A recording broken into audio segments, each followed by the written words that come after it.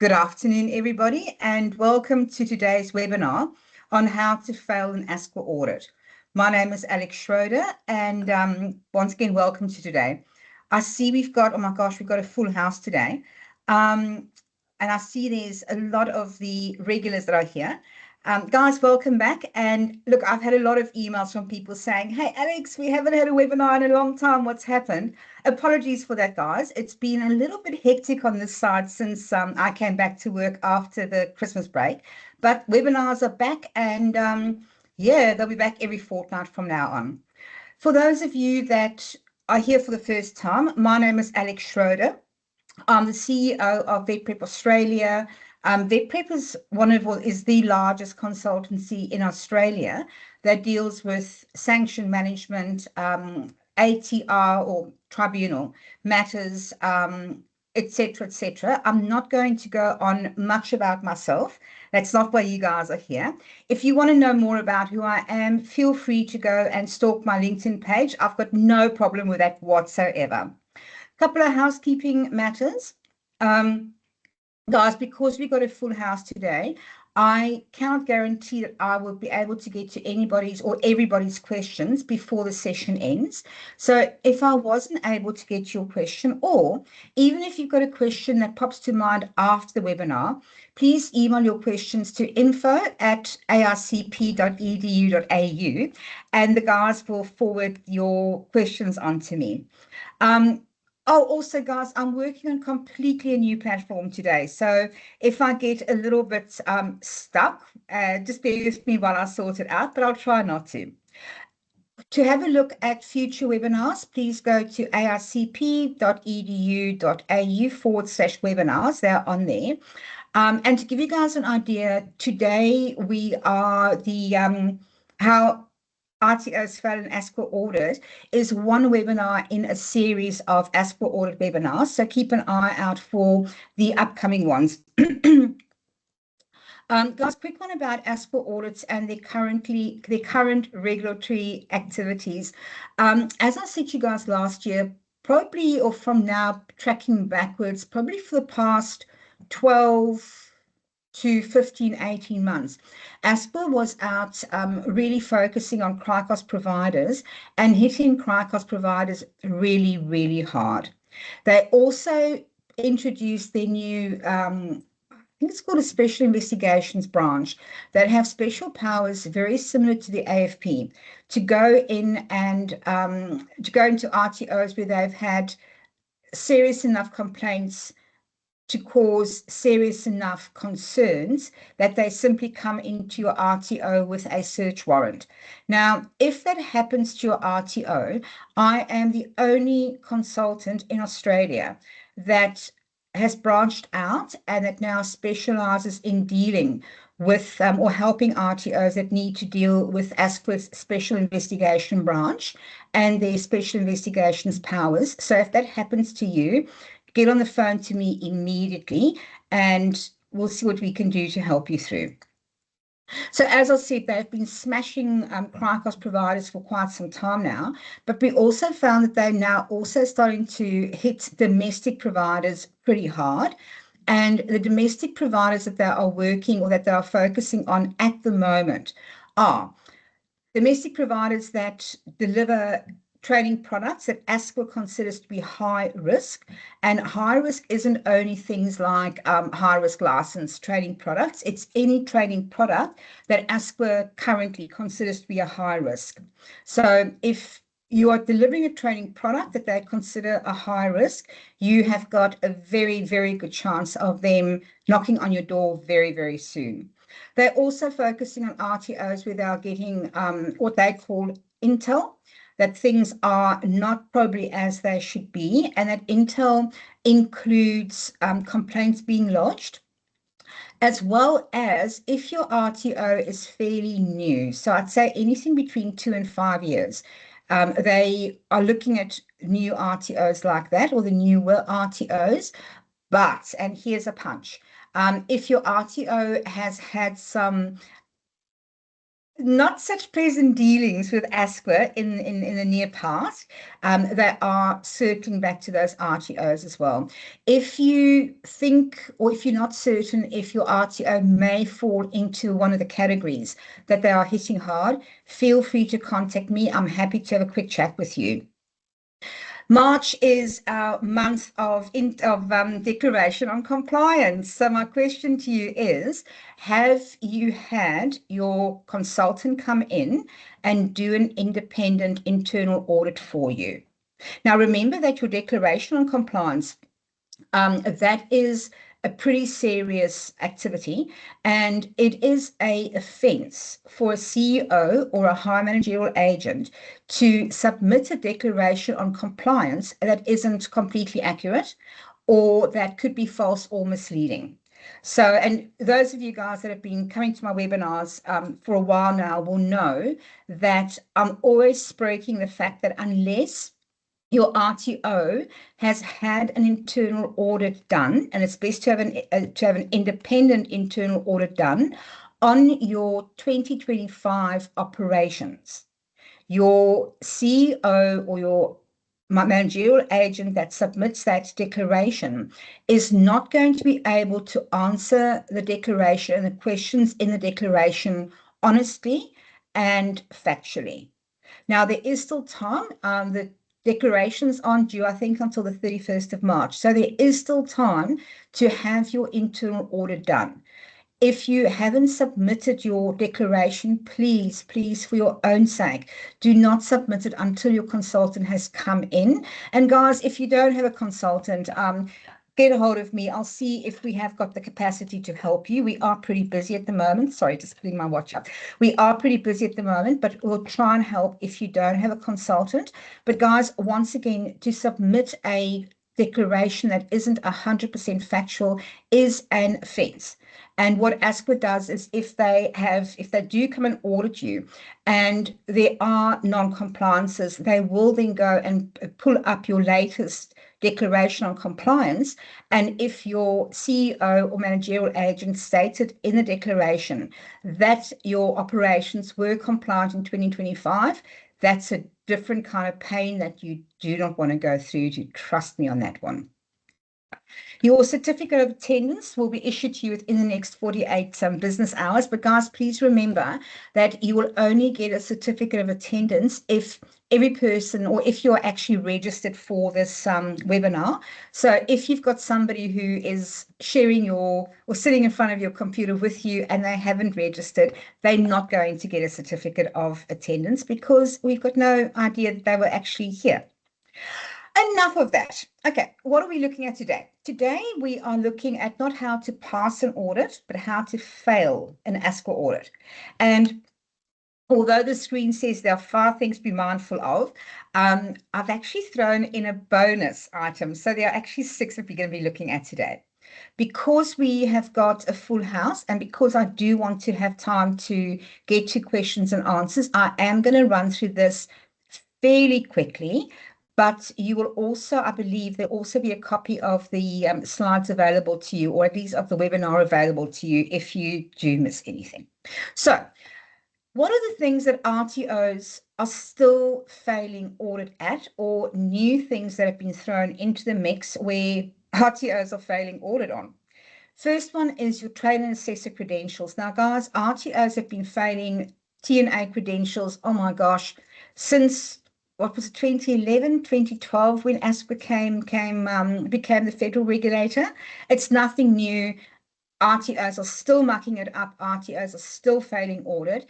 And of course, on that, there's a massive compliance risk. And it just failing your trainer and assessor credentials in an audit brings on a whole different new level of pain. Assessment tools, no surprise on that. Assessment methodologies, validations, your contradicting policies and procedures. And this is going to be one that I'm actually going to go into all 6 of this in more detail. But also, so here's a new one. Your leadership and management team not having sufficient knowledge or sufficient in-depth knowledge of the 2025 RTO standards. So let's look at trainer and assessor credentials.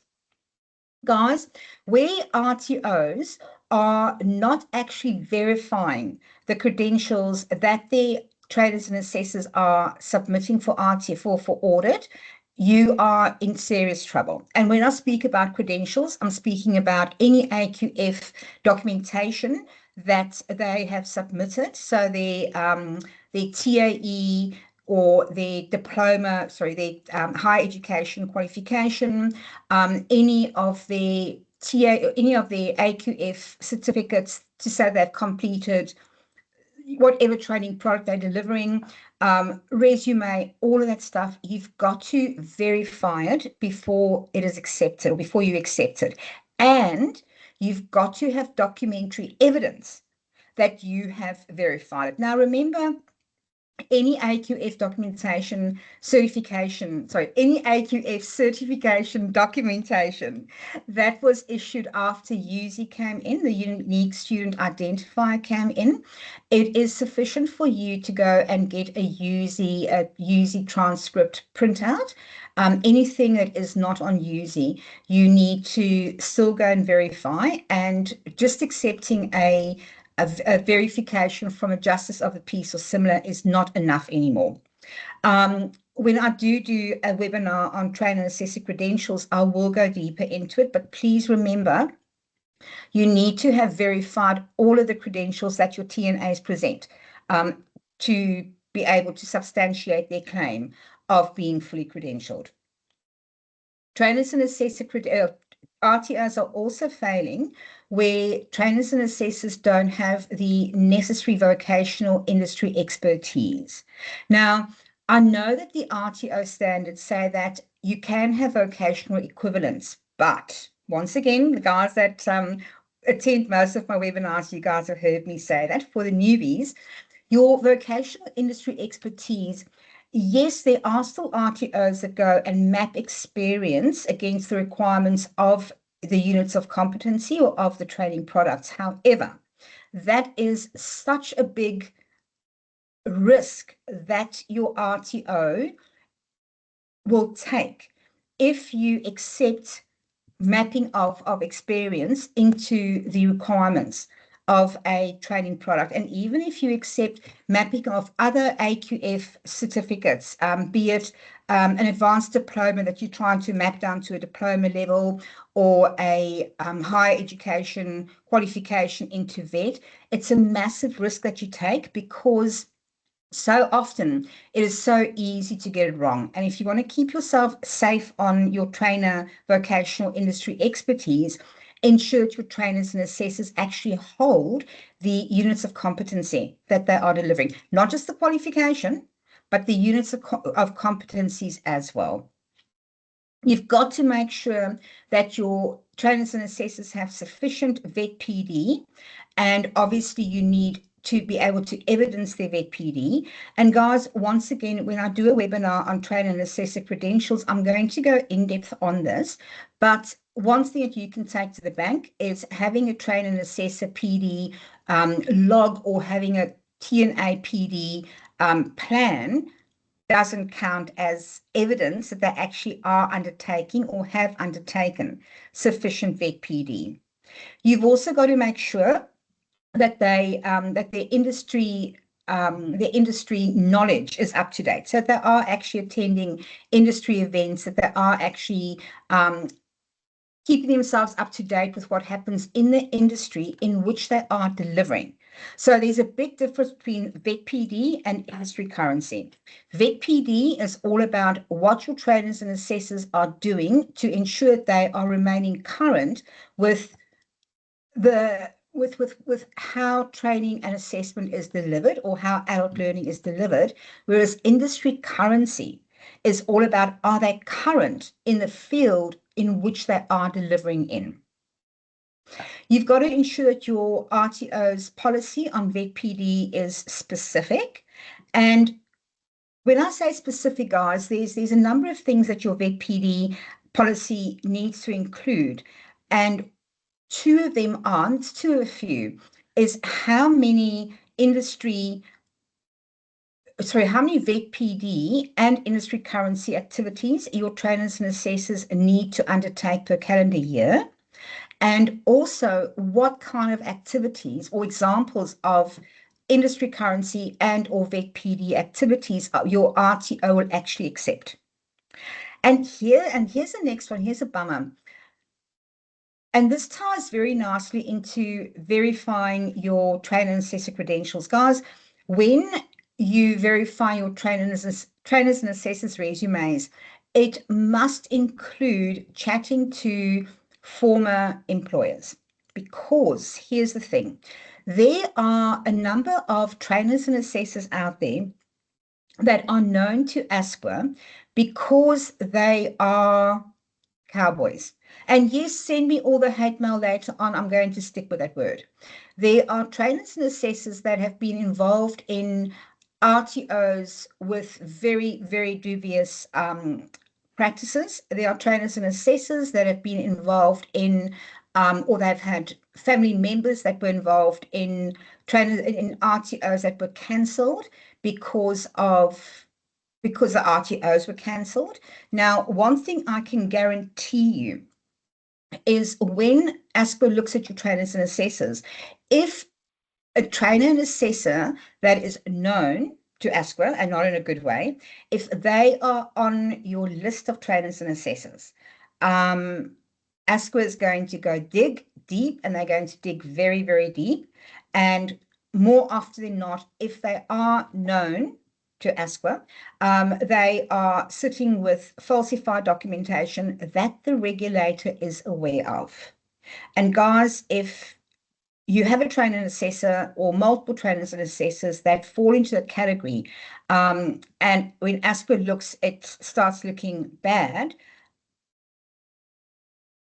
it's just opened up a Pandora's box or a box of snakes that you don't want to experience. So be aware of that. And like I said, when I do a webinar on trainer and assessor credentials, I will go into that in more detail, I promise. Assessment tools. Guys, assessment tools, it's no surprise. Assessment tools still remain on the top of the hit list because so many RTOs are not actually taking care to ensure that their assessment tools are compliant and that they meet all requirements of the training product. So training product is either unit of competency or skill set or qualification, but more specifically, almost always unit of competency. Assessment tools fail because of insufficiency. So, and this applies to whether the assessment tools are commercially developed, custom developed, in-house, developed by your in-house team, developed by a contractor that you may have or consultant you may have contracted to.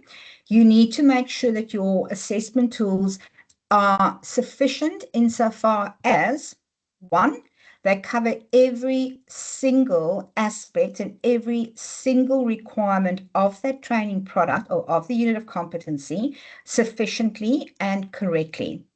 Your assessment tools must be contextualized because without contextualization, they're actually not going to be suitable for your cohorts. Your instructions must be specific. Assessment tools often fail due to a lack of specificity, and that applies to both the assessment tools for your learners, your candidates, as well as for your assessors in their assessor guides.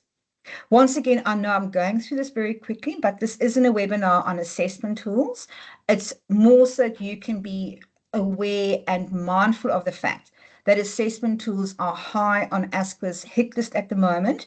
And once again, you've got to make sure that your assessment tools are sufficient. They've got to be contextualized. They've got to be compliant with the unit of competency, i.e. they've got to cover every single requirement of the unit of competency, and your assessment activities must actually be relevant to the requirement. So quick one on that.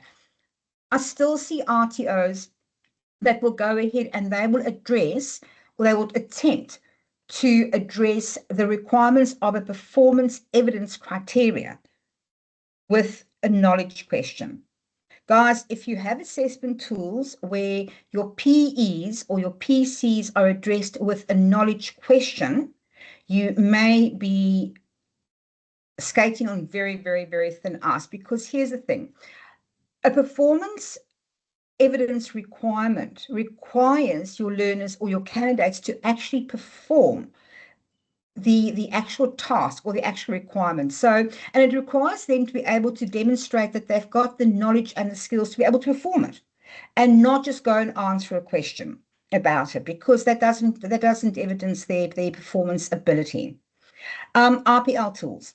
Remember, your RTO must have RPL tools for every single training product it has on scope, even if you do not deliver them, or even if you don't ever have anybody asking for RPLs. RPL tools are part of your assessment kit, your assessment toolbox. And if you don't have your RPL kits, and if they are not up to date and compliant and consist of an assessor guide as well as a kit for your candidates, you are going to fail where assessment tools are concerned. Assessment methodologies, that's a big one. And the biggest one that usually trips up RTOs is where there is evidence of assessors potentially ticking and flicking. Now, we all know what tick and flick means. But I'm going to explore that just a little bit further. You know, when I'm sitting down and when I'm doing an internal audit for a client, when I get to a marked assessment, and I see that the assessor has marked an incorrect answer as being correct, the hair on the back of my neck rises. Where I see lack of feedback, I go, what's going on here? And where I see that they've missed marking a question, the hair on the back of my neck doesn't only rise, it goes kabang. And I think to myself, what the heck is going on here? Because if your assessors are not marking, if they are accepting incorrect answers as correct, then why? Have they actually read the learner's answers, or have they just gone tick, tick, tick, tick? Unmarked answers as well. Where the heck did that come from? But you know what's also interesting is that where assessors are accepting answers as correct that are inconsistent to the answers provided in the assessor guide, that is an automatic non-compliance. Now, I know, assessor guides aren't always correct. But remember, that's also where your validation comes in, which we'll talk about in a second. But let's say, for argument's sake, that because remember, your trainers and assessors, they are industry experts, or they're meant to be. They're meant to be expert in the subject matter area in which they are delivering. So what do we do in the situation where a trainer and assessor looks at a learner's answer, looks at the answer in the assessor guide, decides that the assessor guide answer is wrong, marks the answer correct, and you then have an inconsistency? Well, what should happen is that your assessor should then go to the compliance manager before they go and mark that answer as correct. They should go to either the training manager or their compliance manager and say, hey, this answer appears in the assessor guide. However, I know it is incorrect because I know I'm an expert in this field.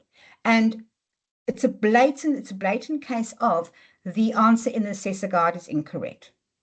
The next step that should happen is the training manager or the compliance manager should then go and organize a moderation activity with the other trainers and assessors that are also delivering or marking this unit, or that are also industry specialists or experts. And there should then be a bit of a brainstorm to see which is the correct answer, the one in the assessor guide or the one that the assessor flagged. And guys, if it is a case of the assessor saying this answer is incorrect and the assessor is correct, then go and change the answer in your assessor guide, and also go and undertake another validation/moderation of the assessment tools developed by that person or that company, and or in the same suite or in the same qualification or skill set suite.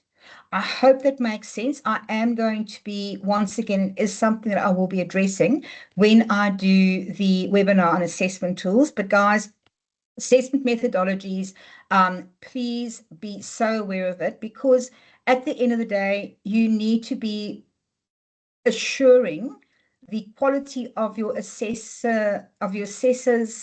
assessment outcomes. And if you are doing that, you'll be able to pick up any instances of apparent ticks and flicks before the auditor does. Validations. Now, we all know that in the 2025 RTO standards, give me one sec. We all know that in the 2025 RTO standards, they finally, thank goodness, made it compulsory, mandatory for all RTOs to validate their assessment tools before they implement it. Now, there's been a big question about, hey, what happens to the assessment tools that I was delivering before the 1st of July 2025? Should I still go and validate it as a pre-implementation validation? There are a number of contradictory thought processes on that. My thought process is absolutely yes.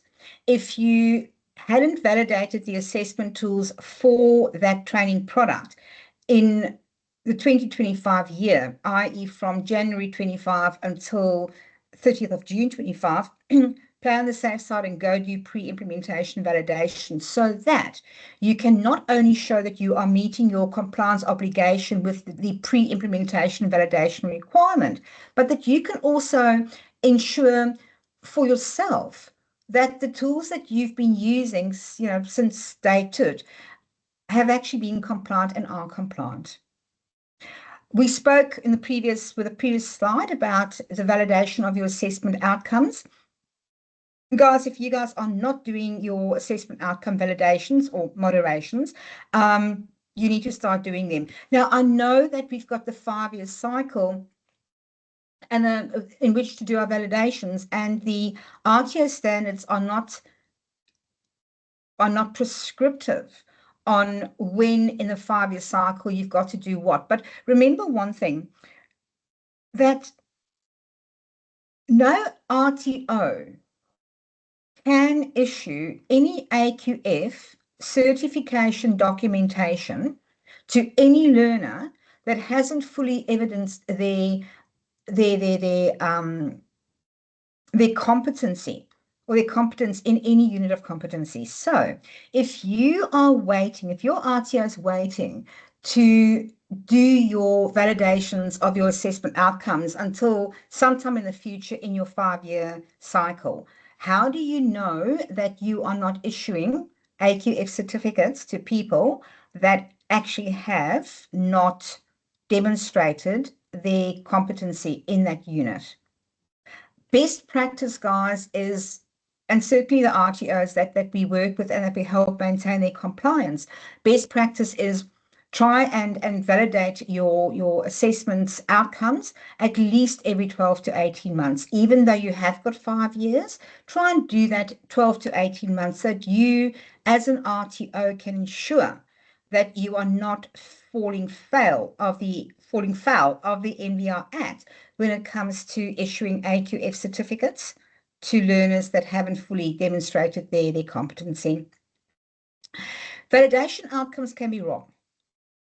And you've got to make very sure that your validation outcomes are correct and that your RTO isn't relying on inaccurate validation outcomes. And here's an example of it. Let's say, for argument's sake, that, and actually, I'm going to take this back to how ASQA auditors are currently working. You are in audit and they ask you for your validation register as well as your validation documentation, and both have to be squeaky clean and up to date.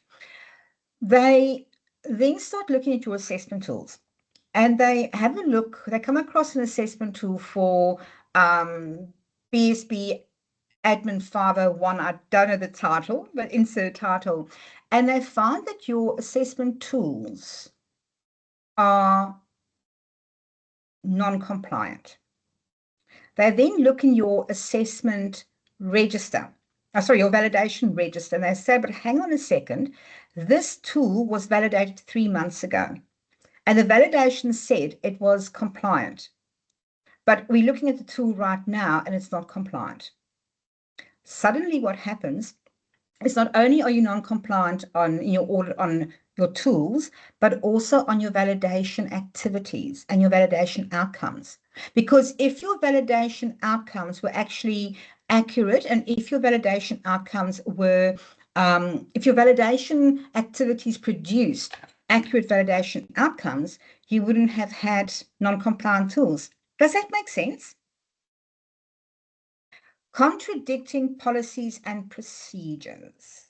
So, where your RTO, where its operations are contrary to its documented policies and procedures, you are going to have a problem. Now, remember, in an audit, one of the very first things that the auditor asks of an RTO is to submit their P&Ps, their policies and procedures. And remember, in an audit, there's always an opening meeting, there's a management meeting, there's a closing meeting, etc. And then sometimes the auditors will come back to the RTO with questions during the audit process. They ask very specific questions during especially the management meeting to ensure or to be able to establish whether or not your RTO is actually operationally is following its own policies and procedures. So let's say, for argument's sake, that you've got a policy and procedure that says, hey, we will investigate and resolve all complaints and appeals within 14 days. Oh, this is a good one. Now that I'm thinking about it, because so many RTOs think it sounds good and proactive and impressive if they say, hey, we will investigate and resolve complaints and appeals within 14 days.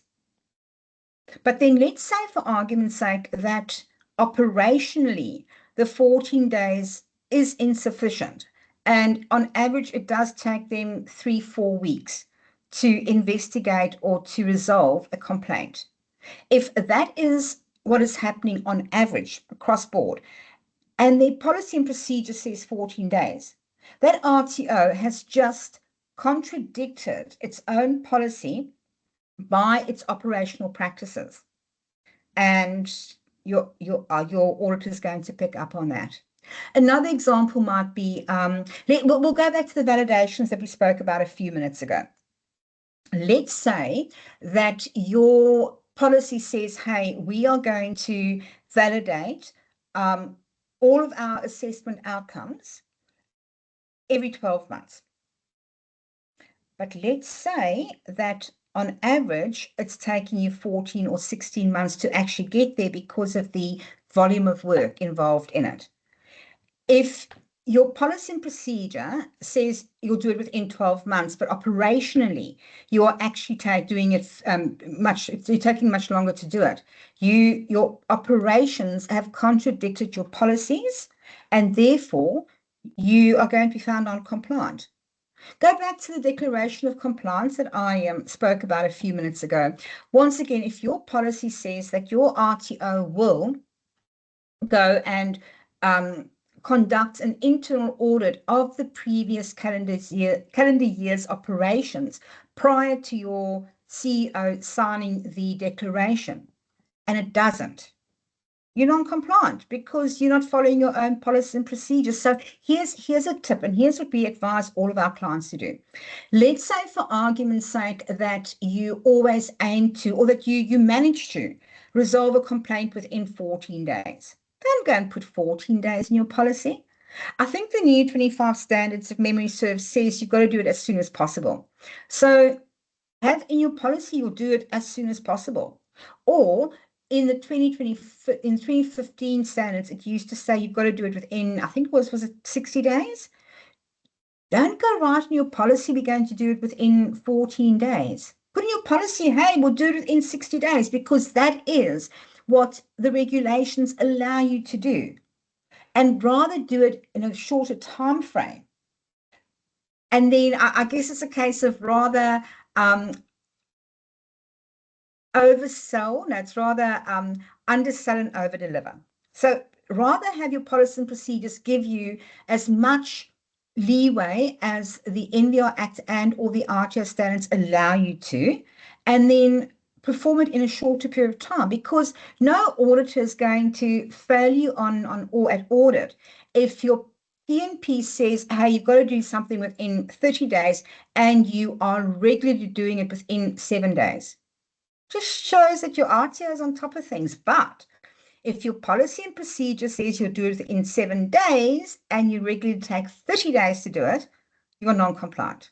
And I know, it doesn't always make sense. However, compliance in the vet sector doesn't always make sense, does it? Or compliance requirements doesn't always make sense. And guys, make very, very sure that you keep your documentary evidence, or that your documentary evidence vis-a-vis your policy and procedures are up to date and that they are actually easily accessible. Here's a big one, and I'm going to spend a few minutes on this before we go to Q&A.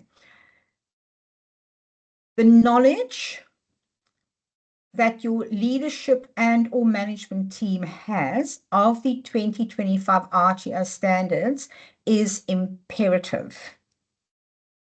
And what I mean by that is, yes, obviously all of your team within the RTO, every team member should be really on board with, or should know what the 2025 standards require of them, especially where their job roles are concerned. However, it is quintessential that anybody who is in a leadership and or management role within your RTO knows those 2025 standards inside out, because this is what is happening. During your management meeting at audit time, the auditor will actually sit there and they will gently, sometimes not so gently, actually quiz the CEO about the knowledge of the 2025 standards and how the RTO is implementing the 2025 standards operationally. And here's the thing, although the management meeting is only done usually with one person, the ASQA auditors do go and interview other people within your team, and especially your management team as well. And they quiz people. And sometimes it doesn't necessarily come around as a quiz. You don't sit and you don't go, oh, I know exactly what you're doing. But, and I don't want to say interrogate, but they quiz. They will be quizzing you, and they will quiz you to find out if the people responsible for making decisions and the major decisions in your RTO, if they actually know the RTO's compliance obligations. So 2 stories to share with you guys. Oh, before I go there, because remember, the 2025 RTO standards and the NVR Act says that your management team and or leadership team must know what it is, or what they require, what the compliance requirements are. And it doesn't say must know. I think it says something to the effect of they must be committed to running a compliant RTO, or words to that effect. But it boils down to those people absolutely need to know what it takes to run a compliant RTO under the 2025 standards, and be able to then talk to how the 2025 standards are being implemented operationally within the RTO. So I think I mentioned earlier on that we recently helped a new RTO, a new client, a client do a new RTO registration, and it was actually quite fun. We just breezed through the initial audit, or the initial registration audit. It was brilliant. However, the RTO owner had never worked in an RTO before, and although he's an incredibly intelligent person, as is his wife, it's a husband and wife team that we're running an RTO. They're incredibly intelligent, lots of higher education qualifications, etc. However, because they'd not worked in an RTO before, I spent, oh my gosh, leading up to their registration was a very interesting part. I spent significant amount of time with them, coaching them on what RTO's compliance requirements are and how to implement that within the RTO so that they remain compliant with the 2025 standards. Plus, this couple, they have attended so many compliance webinars, compliance conferences, etc. So when it came time for the management meeting, when the auditor sat there during the management meeting, he was physically, or he was literally quizzing this guy. Does he know this? Does he know that? How's he going to do this in his RTO? How's he going to do that in his RTO? And although my client didn't have every single answer at his fingertips, and that's why the consultant is there in an audit as well, to sort of be the client's safety net. Although he didn't have every single answer at his fingertips, and although sometimes when he answered, his answer might have been a little bit vague or not specific enough, and I would jump in there and I would sort of, help out and steer him in the right direction. By the end of the management meeting, the auditor actually said that he was so impressed at how this person who'd never worked in the vet sector, how much knowledge he had of 2025 standards and of the future RTO's compliance obligations, that he had no problem whatsoever recommending that the initial registration application was successful. Now I'm going to contrast this, and guys, I'm keeping an eye on the time. I want to do Q&A. I'm going to contrast this with another RTO or potential RTO that came to us a couple of days ago. It was Tuesday, Wednesday, and they actually failed initial registration audit. And there's a number of reasons, starting with their consultant and with their documentation and with a whole lot of stuff. But one of the things that was specifically mentioned in the audit report is that the CEO or the CEO to be didn't understand the RTO, the future RTO's compliance obligations, that the auditor was not satisfied that the CEO could actually run and manage the RTO without the consultant holding their hand and I'm obviously paraphrasing. And that then led the auditor to the concluding assumption, no, actually the concluding statement, that because the CEO didn't understand what a compliant RTO under the 2025 standards would look like, the auditor felt that ASQA could not be satisfied that this person was committed to running a compliant RTO. Now let's absorb that for one moment. And here's the snag. It's not only happening at initial registration stages. We were recently in an audit, I think it was probably around about October, November last year, where an RTO literally phoned us and said, oh my gosh, you know what? We just got a love letter from ASQA. Our consultant isn't around. Can you guys please help us? We don't want to go into this audit by ourselves. And the first time that I'd actually laid eyes or heard anything about the RTOs when they contacted us, and the first time that I'd met any of the stakeholders was literally the day before audit when I flew in to go and sit with them through their audit. And during that audit, the auditor was also quizzing them about their knowledge of their compliance obligations, and the people that should have known more, the leadership and management team, didn't know as much as they should have. And although I was trying to play safety net and trying to help them as much as I could, it was difficult because I had no idea I'd no sort of history with this RTO. The auditor also came back and they also said that this RTO, the CEO and the training manager of this RTO didn't know enough about the RTO's obligations under the 2025 standards to be able to run the RTO. And they weren't able to, or the auditor wasn't satisfied that their knowledge was sufficient to be able to show a commitment to running a compliant RTO. And the RTO obviously got smacked down. And the way that we overcame that is that the CEO and the training manager, and I think about 3 or 4 of the other team leaders and management team actually committed and did the RTO Standards Unpacked, the 2025 RTO Standards Unpacked course. And I think that also had a number of their team members enrolled in compliance and an RTO compliance course. But guys, here's the thing. You shouldn't wait until you're caught out or until an auditor points out that you need to know more.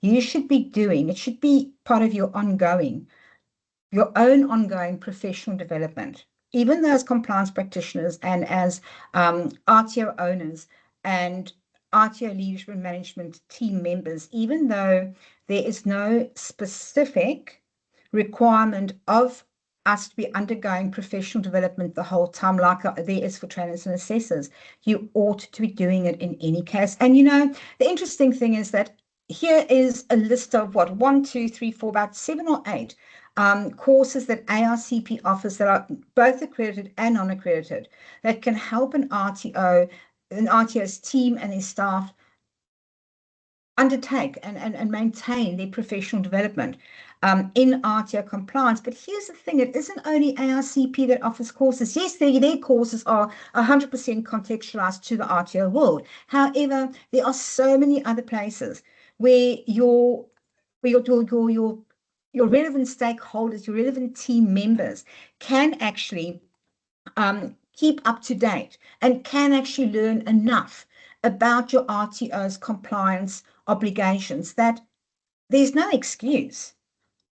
But if you don't do it, you could be facing ugly consequences. So please ensure that your leadership and management team members, that your knowledge of the 2025 RTO standards is absolutely is up there, because you're going to need it, not only at audit time, but also to ensure that you are actually running a compliant RTO. Now, guys, before we go to Q&A, feels like a bit of a what's what I'm looking for, a anticlimax to have ended the webinar on. Before I go to Q&A, as I said earlier on, this has been part 1 of my RTO audit series. Part 2 will be on ARCP's website probably within the next few days. I've got to just get the framework through to them. And Monday is a public holiday in Melbourne, so yay, I'm not working on Monday. But guys, the other parts of the RTO audit series is also going to be really good. So ensure that you register for it in good time, because like I said, today we've got a full house and apparently a waiting list. Thanks, Kelly. Next thing is as you guys know, that I wrote the Cert 4 in RTO Compliance and the Diploma of RTO Compliance Management. Now, those 2 qualifications are up for reaccreditation in 2027. So I'm going to go and have a look at both qualifications and see if there are any tweaks that need to be made in order to be able to give you guys the best of what you really need. So if you are interested in helping me shape or providing me some input in what you guys think the courses should look like and anything that you think might be useful to add or to take out, drop me an email, alex@vetprep.net.au, and I'd love to chat with you. And yeah, like I said, you've got this wonderful opportunity of being able to potentially have an input on what the Cert 4 in RTO Compliance and Diploma of RTO Compliance Management might look like in 27 moving forward. Guys, future webinar topics. have email me your expression of interest, or at least do it to ARCP.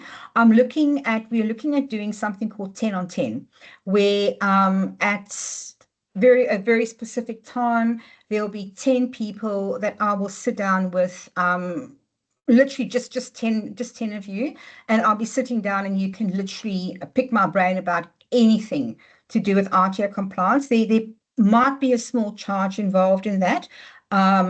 I think there might be, but email me or email your expression of interest to info@arcp.edu.au.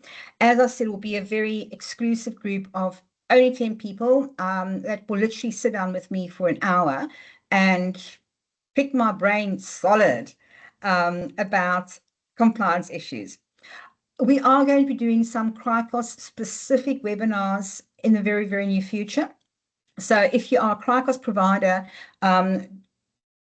please know that, yes, we're going to be doing some very specific CRICOS webinars, because there are some very specific regulatory activities coming up that CRICOS providers really, really, really want to be aware of. And furthermore, or last one is, if there's any stuff that you guys would like to learn specifically more about, anything compliance, if you've got any webinar topics that you can think of and go, you know what, I wish Alex would do this, or can Alex do a webinar on this, email ARCP and say, hey, I've got some webinar topic ideas, and I'm going to see how I can weave that in. Now, time for questions and answers. So I've got to just, I think I said I'm working a new platform, so bear with me. I have got a little button over here that's going to bring me to Q&A. There we go. All right, so guys, oh my gosh, there are a number of questions on here, and we've got like 5 minutes left. So I'm not going to have time to do a lot of questions. Please, once again, email your questions through to info@arcp.edu.au. But without any further ado, Chris, you've asked what RTOs need to be able to do to be able to evidence that their management has been doing ongoing PD. Chris, it's very, very simple. Just like use the same kind of documentary evidence gathering as you would for your trainers and assessors. If one of your management team, or if anybody within your RTO has gone and have done professional development, certificate of attendance, you know, if it was a paid event that they went to, a copy of the receipt, as much. Remember, we work in a sector where documentary evidence is king. And remember, it's a case of, as an RTO or as a vet provider, we can't issue any learner with an AQF certificate unless we have got sufficient documentation that they have met all of the requirements of what they were learning. The same applies to us within the RTO with documentary evidence. We've got to have sufficient documentary evidence. So for argument's sake, those of you that are attending the webinar today, when you get your certificate of attendance, excuse me, save that on your compliance system, because this is one way of maintaining your compliance professional development. So Chris, I hope that helps. Like I said, evidence that your leadership and management team have actually been doing it. And guys, saying we enrolled to do XYZ is not enough. Actually having evidence that you have done it or are busy doing it is really what you want. June, you've asked about trainers and assessors. How does my RTO know if one of our trainers and assessors are on the ASQA known or are known to ASQA? June, the thing is, you kind of really don't. However, that is where it becomes so incredibly important to verify all of the documentary evidence that a trainer and assessor provides to you to substantiate their claim of being suitably credentialed. And remember I said when we were at that slide, remember I said that it is so important to also go and verify their claims on their resumes. Now, it's a bit of a difficult one because let's say for argument's sake, on the resume that Joe Soap goes and says, these are my referees, but they've also listed 3 other RTOs that they've worked for, and there's no referees from those RTOs, or the referees that they've got have not been part of the RTO management structure. There's nothing that stops you from saying to Joe Soap, hey, you know what, mate? We actually need to be contacting your most recent 2 employers to go and verify your employment. And yes, if you are dealing with a trainer and assessor that doesn't want you to go and contact the past 2 employers, it could be for 2 reasons. One reason could be for 3 reasons. One reason could be that their current employer doesn't actually want to leave. Another reason could be that they might have left there on acrimonious terms, or not such great terms. Or the third reason could be that they don't think that their most recent 2 RTOs will have much good to say about them.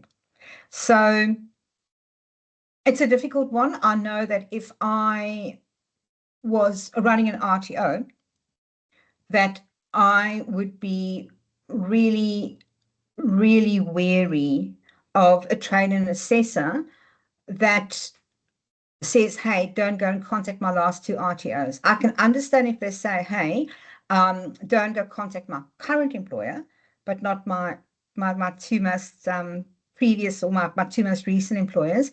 And let's say that the person has been working for the RTO full-time for the past 5 years, and literally their most recent past employer is 6 years ago, which won't help us very much. Remember, we work in an industry that is so incestuously small that someone always knows someone that always knows someone that knows the other person. You know this 5 degrees of separation? I reckon in the vet sector, it's probably about 3 degrees of separation.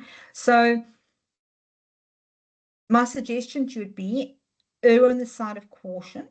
And if you guys really want to engage this person and he can't give you, or he can't give you a referee that you can speak to that he's worked with very recently, start asking people in your network and go, hey, you know what? Hey, Alex, have you heard of Joe Soap, who used to work at ABC Learning, or that currently works at XYZ Learning?